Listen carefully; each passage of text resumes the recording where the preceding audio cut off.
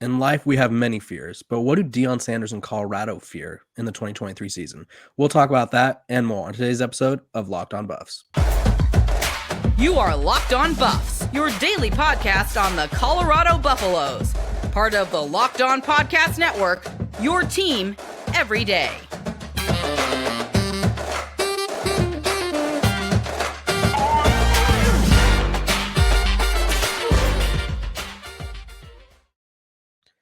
What is up, everybody? This is Locked On Buffs. I'm your host, Kevin Borba, and joining me today again, John Garcia Jr. John, thank you for coming back. We appreciate you. Of course. Today, we have to talk about the doubts and the fears that Colorado may have ahead of this next season. We're going to talk about Coach Prime's mindset on Twitter, and I think it was hinting at something. I don't know. It's hard to tell with him, but he's a philosophical man. So we're going to dissect his tweet and maybe make something out of nothing. And then Colorado is projected to get as many wins as you could count on your hand, -2. It was rough. It's tough out here. So we're going to dissect everything. But before we do, I want to thank you guys for making Locked On Buffs your first listen of the day. Let's just go right into the biggest fear. And so this article was actually written by myself over on my other site where I cover Stanford. And I identified the biggest fear for every Pac-12 team. For some teams like Oregon State, it was DJ Uiagalelei not being good or not working out. USC's was their defense. Stanford's was their new guys not being ready to play because they're all having all of their players are basically first-time starters. And for Colorado, I think based off the program's confidence because of Coach Prime, based off of the amount of talent they're going to bring in, even with the transfer portal opening tomorrow, got my math right today, I think Colorado has literally no fears, but the only fear that they would have if they would openly admit it is their strength of schedule. Looking at their strength of schedule, they play Oregon, USC, Oregon State, and Utah, which are 4 of the top 5 teams. And 4 of those teams could legit make the college football playoff if everything goes right for them. Not all 4, but if everything goes right for one of them, they can make the playoff. And so I think their biggest fear would be their schedule. It's just a tough schedule, and there's not really a couple week stretch where they could just build momentum easily. They're going to have to be in a dogfight week in and week out. Yeah, not to mention opening up at TCU, right, who did go to the college football playoff and obviously won a game there against Michigan. So, yeah, this is a daunting schedule. I think when you look at year ones for these coaches, you want to build up with something that is a little bit more convenient. So on one end, you say, well, this is a gauntlet right out of the gates for the Buffs. On the other end, you say, hey, it should prove to up the mettle of this program when they do get to, September 23rd at Oregon, September 30th at home against USC, which we a couple shows ago kind of said, hey, that could be a sneaky game for the Buffs on the positive end. So it's a gauntlet, but it could prove you battle tested. But obviously, it's a results business. So understanding that there's going to be some L's along the way is probably expected. But according to, College Football News and some of these other people that are prognosticating, wow, there's not a lot of hope all of a sudden. So we've seen everything from national title odds and hitting the ground running like TCU and Sonny Dykes last year with a new coaching staff, all the way to is Colorado going to be very much better than they were in 2022? So it's really fascinating to see the contrast of opinion. And we're still so far away, right? There's going to be new Buffs players that we aren't talking about. Obviously, these position battles are still, they're all still TBD for the most part. The position battles, just the true foundation and depth on the roster. So we always kind of spend time on the way too early anything in this sport because we love it. It's a 12-month, 365-day a year type sport to cover. But man, sometimes you're like, man, there's still a long way to go before kickoff, September 2nd in Fort Worth. And there's got a lot of changes that will happen between now and then for all of these programs involved. But naturally, we're just seeing shifts with the feel of Colorado in year one under Coach Prime. And I think that's probably par for the course. And I think some of that has more to do with some contrarianism, right? Early hype, early momentum, national media kind of all in on Colorado. And then naturally you go contrary to that to some degree. So I do think there's a little bit of that just from the human element here going on with some of these folks trying to make predictions, 5 months in advance. Yeah, and I think because honestly, I don't think this program really has anything else to fear because we were talking about it before the show. They have nothing to lose really. Only thing that I guess they would have to lose is their popularity. But I don't, as long as Coach Prime's there, there's the popularity is going to remain. Um, they have all of the players. They have as much talent as I think individual talent as any team in the Pac-12. Maybe it's just whether they have enough depth to put everything together. Because having the best 22 players, which I'm not saying they do, but they have a really good, we'll say a really good starting 22. But you need 44 to kind of be a contender. And so I just look at the schedule and I just don't see, I see a lot of challenges right away. You mentioned at TCU, then they host Nebraska, which is a huge rivalry game. Matt Rule and Coach Prime are kind of, I feel like there's like a passive aggressive rivalry between the two of them that they Yeah. don't like really address, but there's just a lot of, I feel like there's been a lot of back and forth things between Colorado and Nebraska, and I don't remember this being as relevant of a game in recent years. I'm not saying all time, but in recent years, it has not been this relevant. Obviously, they haven't played since like 2019, but still. Colorado State, obviously, that's an easier game, but we'll talk about this later. It's just they have a tough schedule. And so I think that'd be my only concern with them because usually, ideally, you play some random FCS program, you pay them a couple mil to fly out to wherever you are, you beat them up by 60. Then next week, you move up to, say, a Mountain West program and you play a lesser one like Colorado State, sure. And so then by week 3, you've already beat up 2 teams and then you're feeling confident. The coaches maybe know who they have. And so that's not the case though. They went hard schedule.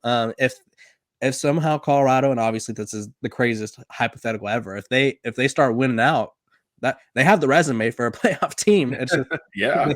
do they have the roster for a playoff team? We don't know yet. Probably not in year 1, but in year 2, year 3, maybe. Guys, if you're looking for a delicious snack but don't want all the sugar and calories, then you need the best tasting protein bar ever. It's Built. You got to try this. If you're like me and you want to make healthier snack choices, but you don't want to compromise on taste, I've got just the thing for you. Built Bars and Built Puffs. Built Bars are healthy and taste amazing. Seriously, they taste so amazing. You won't think they're good for you. You got to try this. What makes Built Bars so good? Well, for starters, they're all covered in 100% real dark chocolate. That's right, real chocolate. And they come in unbelievable flavors like churro, peanut butter brownie, and cookies and cream. I'm not sure how Built does it, but these bars taste like a candy bar while maintaining amazing macros. And what's even better is they're healthy. Only 130 calories and 4 grams of sugar with a whopping 17 grams of protein. And now you don't know why I said it like that. And now you don't need to wait to get a box for years. We've been talking about ordering Built bars at built.com, but now you can get them at your local Walmart or Sam's Club while you can still get your specialty flavors at built.com. That's right. Head to your nearest Walmart today, walk to the pharmacy section, and grab yourself a box of Built Bars. You can pick up a 4-bar box of cookies and cream, double chocolate bar, or coconut puff. If you're close to a Sam's Club, run in and grab a 13-bar box with our hit flavors, brownie batter puff and churro puff. You can thank me later. Okay, so we kind of talked about, not kind of, we did talk about their biggest fear. Realistically, it's their schedule. I think they're confident in their personnel, they're confident in their coaching staff, and they're confident in just everything.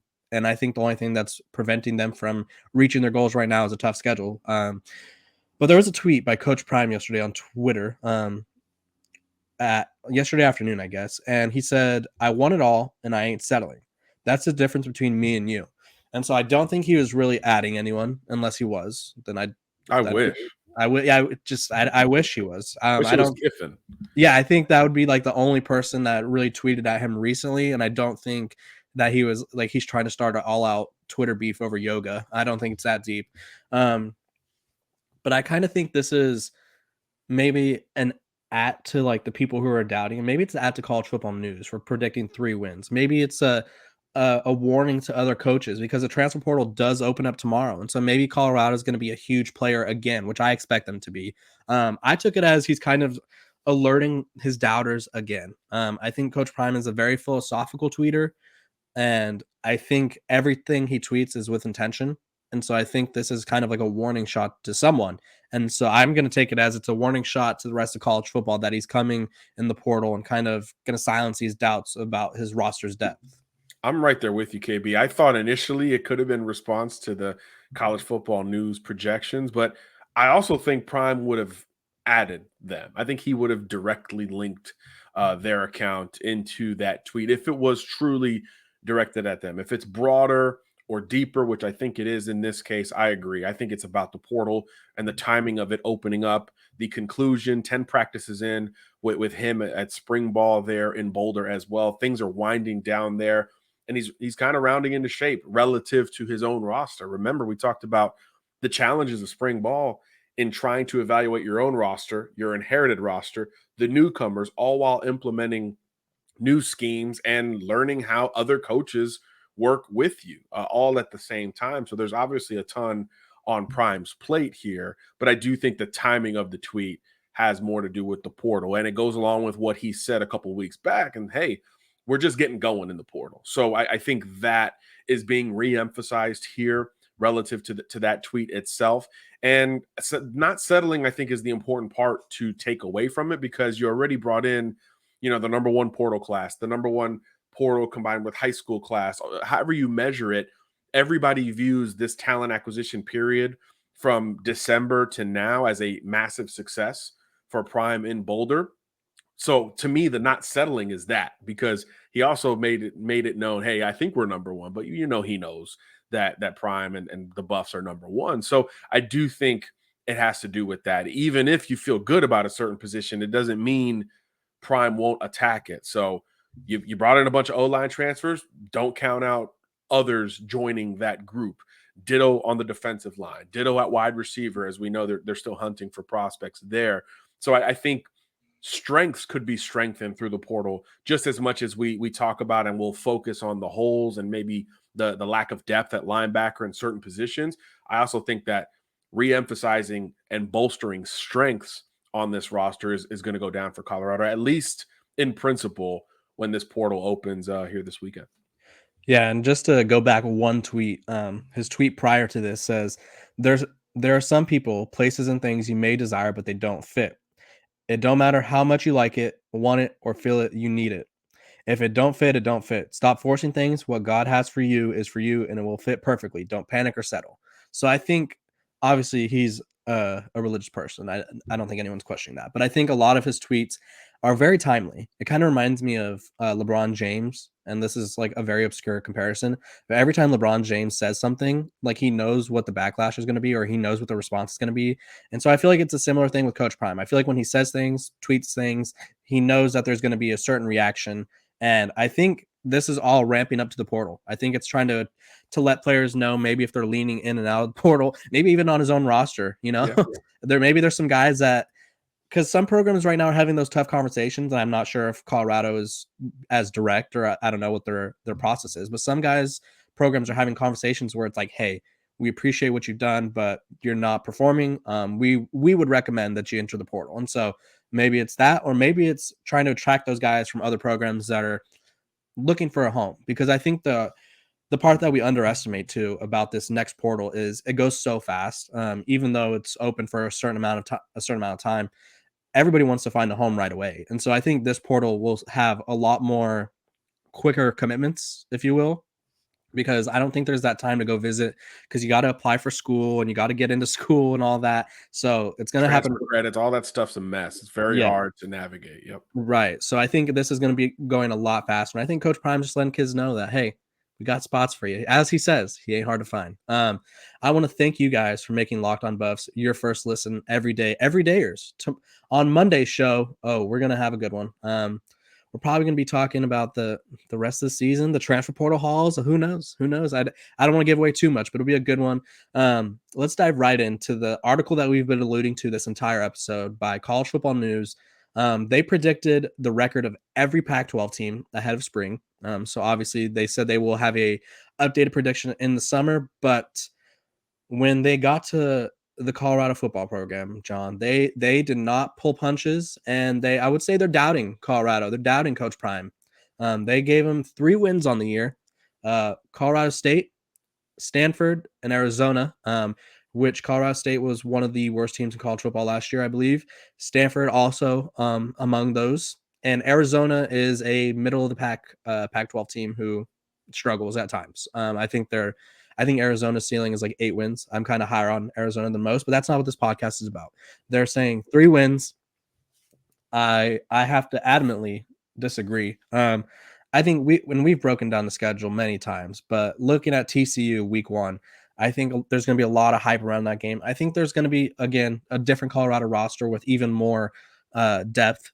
And I think TCU, they lost a lot of pieces. They lost their quarterback. They lost their 2 running backs. They lost their 3 leading receivers. They lost their offensive coordinator. They Their lost their best 2 secondary player. Yep. They lost their 2 leading pass rushers that combined for like 60% of their sacks. So it's a very different TCU team. They're going to be relying on freshmen. I wrote a preview for Athlon about it. I don't think it's out yet, but I previewed TCU and diving into the roster. They just lost so many people. And so obviously I'm not saying that the guys that are going to be replacing them aren't good. It's just when you lose as many contributors as they did, it'll be tough. Nebraska, that program was a laughingstock last year. I think obviously Colorado won one game, so I'm not going to be like Colorado was in a better situation, but Nebraska, they were so bad last year that they fired Scott Frost despite having the chance to save like tens of millions of dollars. If they waited to a certain week, they could have saved so much money, and they're like, no, this is just so bad right now. Like, we got to get him out. So I don't think Nebraska obviously has a strong portal class, strong recruiting class, but they're in a similar situation to Colorado. I think that's a winnable game. So already we're at 2 games that I think are winnable. Colorado State, winnable. And that's one of their few projected wins. At Oregon, that's a tough one. I don't think a lot of people go into Eugene and win. USC, we've talked about already. USC is a team that they fall asleep. Lincoln Riley led defenses are not the premier defenses by any means. They fall asleep. They give up comebacks. They kind of make mistakes. Arizona State, another winnable game. Stanford, winnable game. UCLA, I think that's a winnable game. I don't trust UCLA's quarterback situation right now. A lot of turnover there too. Yep. Oregon State, I think Oregon State's going to be a decent team, but who knows if they're going to win every game they should. Washington State, I think that's a winnable game. So there's a lot of wins on the schedule. So why do you think they just stuck them at 3, John? I think it's some of that contrarianism we talked about a little bit earlier, and giving the benefit of the doubt to programs that either talent-wise or their 22 on-field product was so much markedly better than Colorado's that they gave some benefit of the doubt and some grace to these programs, despite quarterback changes, coaching changes in multiple respects here as well. I think they were tough in general. All of the first-year coaches in the Pac-12, according to College Football News, predicted to have 5 or less wins. Now, if you would have said that a day ago and told me out of Colorado, Arizona State, and Stanford, one of them is going to have 5 wins and they're going to project 1 for 3 wins and 1 for 2 wins, I'd have guessed Colorado as the higher end of that spectrum. But they went with ASU in that light, which I thought was really interesting. Total philosophical overhaul and roster overhaul, just like we're seeing at Colorado, just like we're seeing at Nebraska, which you brought up just a second ago. So to give the benefit of the doubt there, I think is kind of a lot, especially relative to how bad all 3 of these teams were for the bulk of 2022. So that variance was a little bit surprising to me, but they were pretty tough, pretty harsh on Colorado. Obviously, 3 wins is borderline brutal. And in between just the projection of a 3-9 season, they're projecting 4 multi-loss streaks in the same season. I mean, you talk about mental situations that affect the physical and affect football.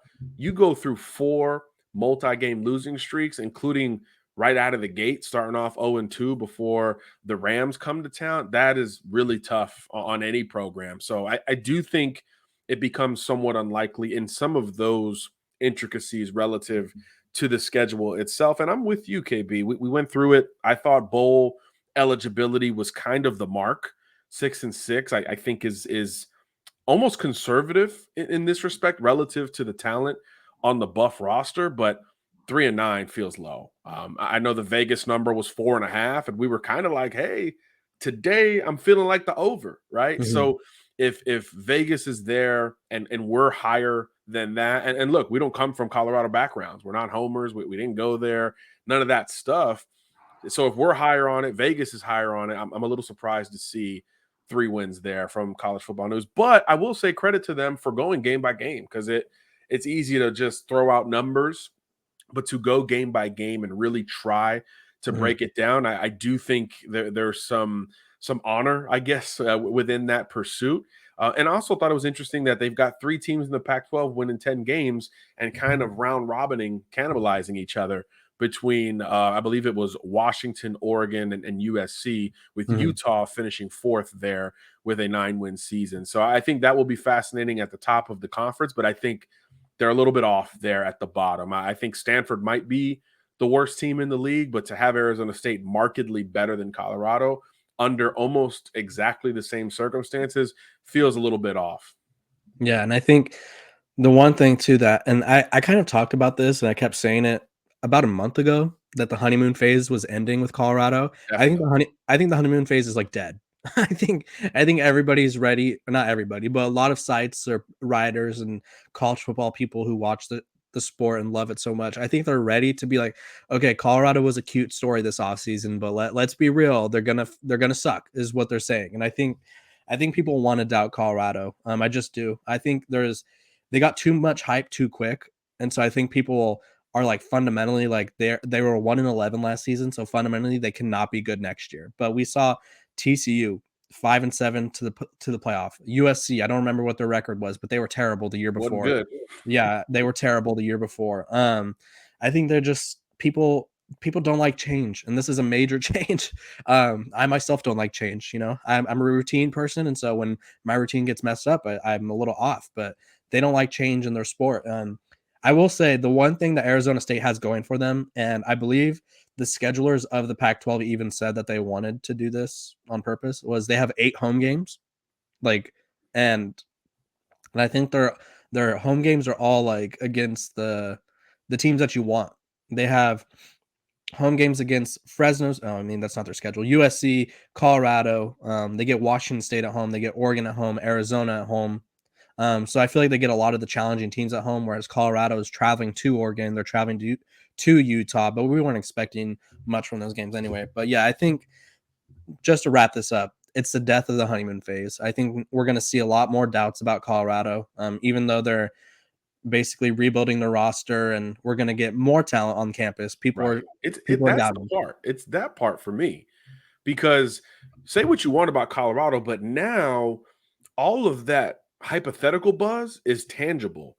Mhm. Just look at the spring game, right? In a couple weeks, it's the only game that's going to be on ESPN's flagship channel. So those transfers that maybe are still in the portal from the winter months or they're about to hit it after spring ball, Colorado projects with more visibility. And now it's tangible visibility, as opposed to we think that's going to be super buzzworthy and create a lot of attention.